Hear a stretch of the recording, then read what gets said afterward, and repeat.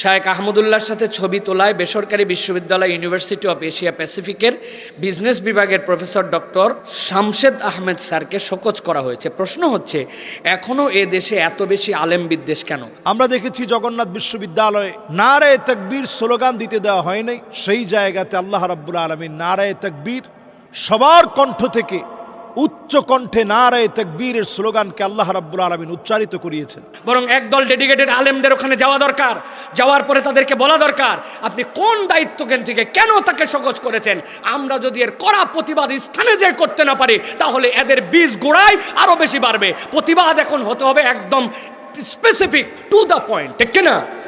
আপনি দেখছেন না যেই বাচ্চাটা লিল্লাহে তাকবীর আল্লাহু আকবার বলে গর্জে উঠেছিল, ওই মেয়েটার হাত থেকে মাইক কেড়ে নেওয়া হয়েছিল, কিন্তু আল্লাহ দেখায় দিয়েছেন তরুণ প্রজন্ম যারা, তারা আবার তাদেরকেই সমর্থন করে গতকালকে ওই মেয়ের মুখ দিয়ে আবার লিল্লাহে তাকবীরের স্লোগান আসছে, ঠিক না?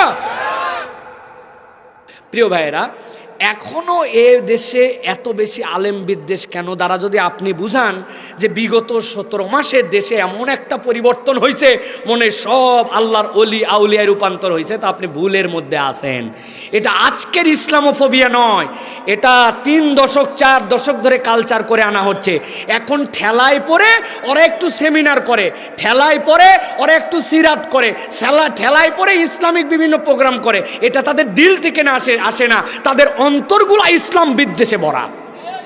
আপনি দেখছেন না যেই বাচ্চাটা লিল্লাহে তাকবীর আল্লাহু আকবার বলে গর্জে উঠেছিল, ওই মেয়েটার হাত থেকে মাইক কেড়ে নেওয়া হয়েছিল, কিন্তু আল্লাহ দেখায় দিয়েছেন তরুণ প্রজন্ম যারা, তারা আবার তাদেরকেই সমর্থন করে গতকালকে ওই মেয়ের মুখ দিয়ে আবার লিল্লাহে তাকবীরের স্লোগান আসছে, ঠিক না?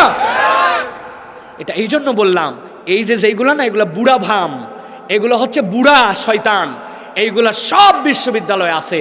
আমাদের নতুন করে পদক্ষেপ কি নিতে হবে সেটার বিষয়। এটা আমি বলে গেলাম, আপনারা প্রশ্ন দিয়ে গেলেন, জানাই গেলাম, এটা সমাধান নয়।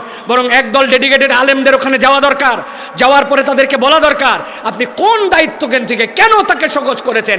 আমরা যদি এর কড়া প্রতিবাদ স্থানে যে করতে না পারি তাহলে এদের বীজ গোড়ায় আরো বেশি বাড়বে। প্রতিবাদ এখন হতে হবে একদম স্পেসিফিক, টু দ্য পয়েন্ট, ঠিক না? সুতরাং আমরা জোর দাবি জানাচ্ছি, যেহেতু এটা জানাজানি হয়েছে এবং তিনি এই ব্যক্তি এই কথা বলেছেন, সংবাদ সম্মেলন করে তিনি জানাবেন, বিশ্ববিদ্যালয় এটার উত্তর দেব। এবং যারা এইটা করেছেন আলেমদের সাথে ছবি থাকার কারণে, তাদেরকে দাওয়াত দেওয়ার কারণে, তাদেরকে বলার কারণে, যারা বিরোধিতা করতেছেন এদেরকে চিহ্নিত করে বিশ্ববিদ্যালয়ের এর বিপক্ষে স্টেপ নিতে হবে, ঠিক না? আল্লাহ রাব্বুল আলামিন যেন এদেরকে বোঝার তৌফিক দান করেন। আমরা সাম্প্রতিক সময় দেখেছি শায়েখ আহমদুল্লাহ হাফিজাহুল্লাহর সাথে একটা ছবি তোলার অপরাধে বিশ্ববিদ্যালয় ইউনিভার্সিটি অফ এশিয়া প্যাসিফিকের বিজনেস অ্যাডমিনিস্ট্রেশনের বিভাগের প্রফেসর ডক্টর শামশেদ আহমেদ স্যারকে শোকজ করা হয়েছে। এই যে একটা সিচুয়েশন বাংলাদেশে আমরা দেখেছি, এই বিষয়গুলো দেখার পর আমরা বড় লজ্জিত হই।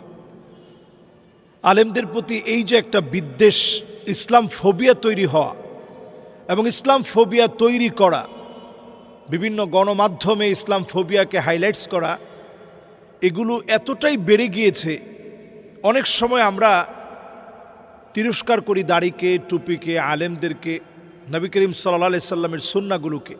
এটা বাড়তে বাড়তে আজকে এমন পর্যায়ে গিয়েছে যে একজন শিক্ষক একজন আলেমের সঙ্গে ছবি উঠিয়েছে, এটাকে কেন্দ্র করে শোকজ করা হয়েছে। এটা আমাদের জন্য এত বড় দৃষ্টতা, এটা ইনশাআল্লাহ বাংলাদেশের লোকেরা রুখে দিবে, তাওহীদি জনতা এটা রুখে দিবে এবং রুখে দিয়েছে। আমরা দেখেছি জগন্নাথ বিশ্ববিদ্যালয়ে নারায়ে তাকবীর স্লোগান দিতে দেওয়া হয় নাই, সেই জায়গাতে আল্লাহ রাব্বুল আলামিন নারায়ে তাকবীর সবার কণ্ঠ থেকে উচ্চ কণ্ঠে নারায়ে তাকবীরের স্লোগানকে আল্লাহ রাব্বুল আলামিন উচ্চারিত করিয়েছেন। সুতরাং যেখানে বাধা আসবে, এই জাতীয় ইসলাম ফোবিয়া তৈরি হবে, সেখানেই আল্লাহ রাব্বুল আলামিন মুসলমানদেরকে বিজয় দান করবেন।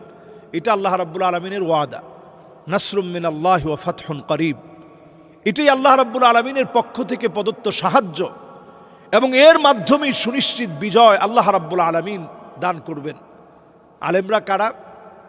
নবী করিম সাল্লাল্লাহু আলাইহি সাল্লাম বলছেন, আমার উম্মতের ভিতরে এমন একদল লোক আসবে, তারা আমার দলভুক্ত হতে পারে না, লাইসা মিন্না, ওই লোকগুলো আমি নবী মুহাম্মদ সাল্লাল্লাহু আলাইহি সাল্লামের দলভুক্ত হতে পারে না, মাল্লাম ইয়ারিফ লিআলিমিনা হাক্কাহু, যেই লোকটা আলেমের হক সম্পর্কে জানে না, সে সব হতে পারে, নবী করিম সাল্লাল্লাহু আলাইহি ওয়াসাল্লামের উম্মত হতে পারে না। এই হাদিসের চমৎকার ব্যাখ্যা এনেছেন পৃথিবী বিখ্যাত মুহাদ্দিসিনে কেরাম। এর মধ্যে ইমাম নাওয়াবী রাহিমাহুল্লাহর ব্যাখ্যাটা আমার কাছে বড় চমৎকার লেগেছে। ইমাম নাওয়াবী রাহিমাহুল্লাহ তিনি বলছেন যে কেন একজন আলেমের দাম এত বেশি, যে আলেমের হক না জানলে নবী করিম সাল্লাল্লাহু আলাইহি ওয়াসাল্লামের উম্মত হওয়া যায় না, কেন এটা?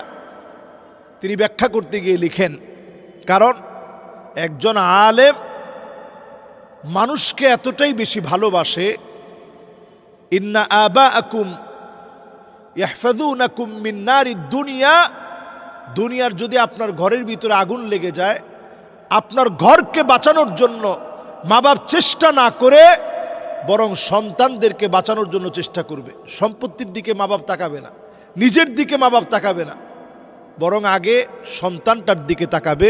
একজন দুনিয়ার জীবনে মা বাপ যেমন আমাদেরকে বাঁচায়, ওয়া ইন্নাল উলামা ইয়াহফাযুনাকুম মিন নারিল আখিরা, আর উলামায়ে কেরাম আপনাকে জাহান্নামের আগুন, আখিরাতের কঠিন আযাব থেকে, ভয়াবহ পরিস্থিতি থেকে উলামায়ে কেরাম আপনাকে বাঁচানোর জন্য আপ্রাণ চেষ্টা করে।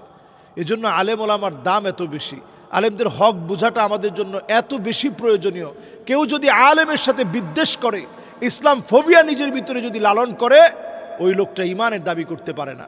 এজন্য যারা আজকের এই জাতীয় কর্মকাণ্ডকে হাইলাইটস করে, যারা এই জাতীয় কর্মকাণ্ডের সাথে নিজেদেরকে জড়িত করে, আসলে প্রকারান্তরে এরা নবী করিম সাল্লাল্লাহু আলাইহি সাল্লামের বিরুদ্ধাচারণে তারা লিপ্ত হচ্ছে। এবং তাদের আসলে প্রত্যেককে আমি বলবো, ইসলাম ফোবিয়া তৈরি করলে আপনার ঈমান থাকবে না। এজন্য আলেমদেরকে কটাক্ষ করে কথা বলা, ছোট করে কথা বলা, এই মানসিকতা আমাদের অবশ্যই ছেড়ে দিতে হবে। আল্লাহ রাব্বুল ইজ্জাতুল জালাল আলেমদের সম্মান বৃদ্ধি করুক।